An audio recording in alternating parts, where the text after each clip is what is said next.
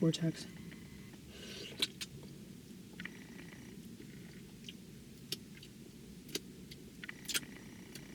I never thought that I would love grapefruit. But my taste buds changed a few years ago. And I eat grapefruit every single week. It's an acquired taste though, for sure. It's so good for you though. It's got more vitamin C than orange.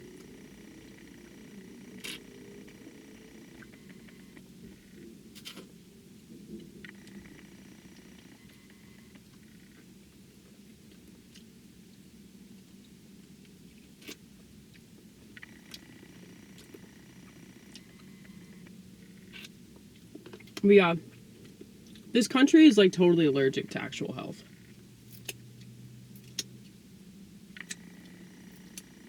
That's why they suggest things like medication, because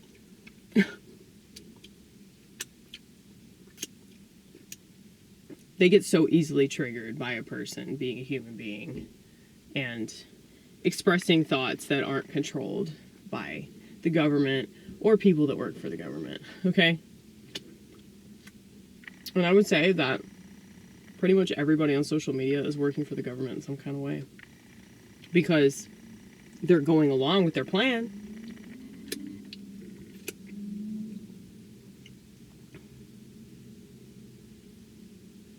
Why do you think I'm so algorithm unfriendly? I think it might be because I still have a flip phone, and I'm suggesting that people get rid of their smartphones. They stop scrolling. They stop going on social media unless they absolutely have to do it. Most people on social media don't have to do it. They're not making anything.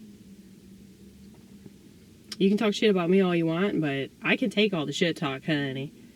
I mean, if I'm responding to your comments and you don't respond back, so like, I guess you don't like my answers, or you just want to start shit. I mean, I'm pretty civil to people that aren't very civil to me.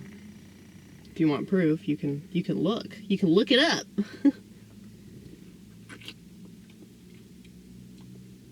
Sometimes the best thing for me to do is just be quiet. Other times I'll heart the comment, give it a thumbs up. But if I feel sorry for you because your political leanings are dumb, what I think are dumb, then yeah, I'll definitely engage with you, because I look at you like you're just a lost sheep. So I'm not gonna give you the same energy you're giving me, you know? Because that's not the way to win. I mean, a lot of people have this gross misconception of a lot of conservatives, because yeah, there are plenty of conservatives online that are really stupid and racist, and they're just purposely trying to be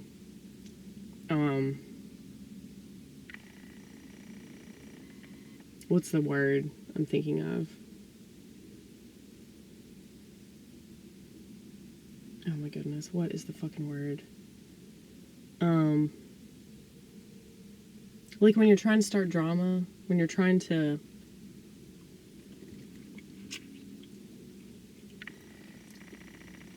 get a rise out of people.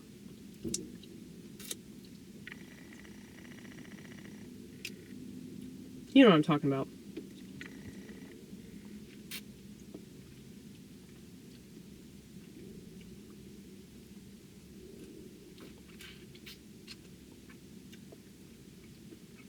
Like you're a reactionary.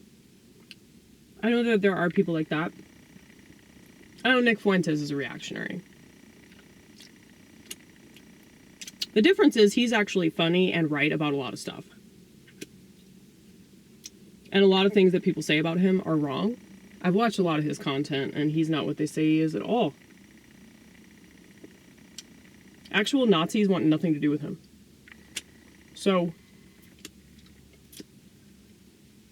Whatever, though. I mean, you're allowed to feel the way that you feel about him, but so am I.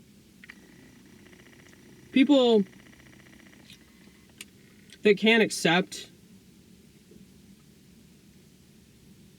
that another person has a different opinion about somebody or something, whatever it is, I mean, those people are worthless. Absolutely worthless. Okay? I'm trying to come up with like a metaphor that would accurately describe like the way that these internet people behave. It's like if I went to a record store and I was really mad that the record store owner had a bunch of records of like, I don't know. I think I've done this before. I think I've said this before. But I feel like I should use it in a bit. I don't know if it's actually funny though. It's just a true statement. Like, if I were complaining that they have, you know, Boston, and I'm like, fuck Boston. How dare you have these records? And then like I come back every week and I'm still mad that they have Boston records, and then I see somebody like in the Boston section and I like yell at them. You know, it's like that's pretty much the equivalent of like what these people are doing. Like, they can't handle the fact that somebody else has a different opinion and they have different likes and dislikes. And that's just really weird.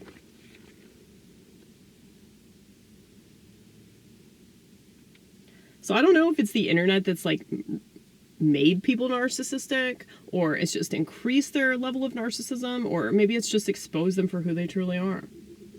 I don't know. But it doesn't matter. Pretty much everybody's a narcissist now. But I think that I'm going to come up with like my own diagnosis. You know, since the DSM can do it, why can't I do it? You know?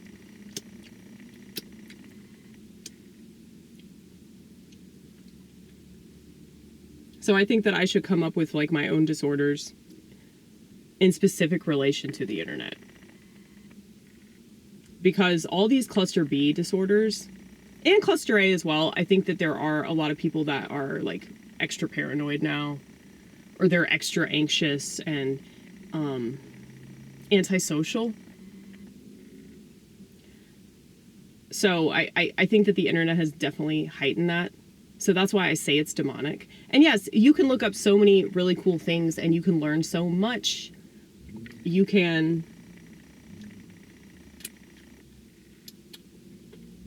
order a lot of stuff online that you wouldn't have been able to access before. I mean, it's truly an amazing gift that we have. The internet is such a gift. And it is just absolutely nauseating that the majority of society just takes this amazing gift and just uses it to self-destruct. And they just shit on themselves. They shit themselves all day long. And it's like, don't think that this is not by design. Don't think that the people that allowed us to have this shit didn't know full well what they were doing. Okay? Flip phone, life or die.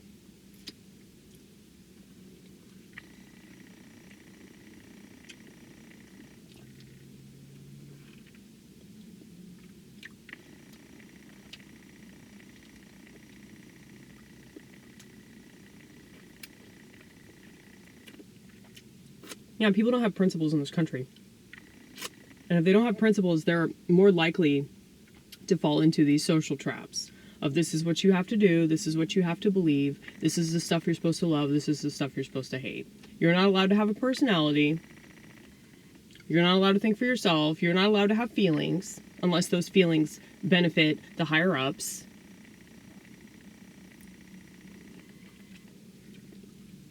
I mean, all these people are angry. All these people are angry, they're anxious, they're depressed. But I don't really think they're actually depressed, though. I think that they're internet depressed.